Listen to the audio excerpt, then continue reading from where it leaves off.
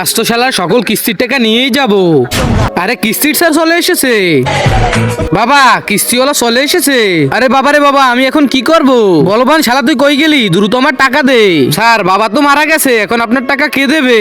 শালা আমি তো টাকা নিয়েই যাব, কিন্তু তাও আবার তোর বাবার কিডনি বিক্রি করে। আমি হলাম একজন লটারির এজেন্ট। আপনার বাবা 5 লাখ টাকা লটারি জিতেছে, দিয়ে দেন 5 লাখ, কিন্তু আপনার বাবার একটি সিগনেচার লাগবে। আরে এর বাবা তো মারা গেছে। স্যার বাবা মারা যায়নি, আপনার টাকা না দেওয়ার জন্য এরকমের নাটক করছে। এই 5 লাখ টাকা মিলে গেলে আপনাকে দিয়ে দেব। পাপা আপনি এখানে একটি সিগনেচার করুন, এখন দেন 5 লাখ টাকা। 5 লাখ টাকা নিতে হলে আপনাদের 1 লাখ টাকা দিতে হবে। सरपंच जी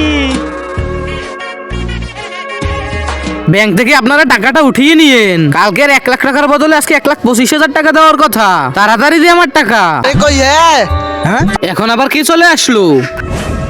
আপনার বাবার মৃত্যুর খবর শুনে আমাদেরও খুব খারাপ লাগছে। আরে এ আবার শুনলো কিভাবে? আপনার বাবার নামে ব্যাংকে 1 কোটি টাকা আছে। কি 1 কোটি? কিন্তু এর বাবা তো বেঁচে আছে। স্যার একটু এদিকে আসুন। স্যার একে বলবেন না যে বাবা বেঁচে আছে। টাকা 1 কোটি পেয়ে গেলে আপনাকেও কিছু ভাগ দেবো। হ্যাঁ ওই টাকা আমার কাছে দিয়ে দিন, কিন্তু আপনার বাবার লাশের একটা ছবি লাগবে। 1 মিনিট দাঁড়ান, আমি আসতেছি। কিন্তু তার আগে তুমি কি আল্লাহকে ভালোবাসো না শয়তানকে ভালোবাসো? যদি আল্লাহকে ভালোবেসে থাকো তাহলে চ্যানেলটি সাবস্ক্রাইব করে ভিডিওতে একটি লাইক করে দাও। আর শয়তানকে ভালোবাসলে কোনোটির করার দরকার নেই। আরে এতক্ষণ হয়ে গেল, এখন আসতেছে না কেন? আরে একটু অপেক্ষা করেন, আসবে এখনই। আপনি একটু সরেন, আমি ঘরে যেয়ে দেখতেছি।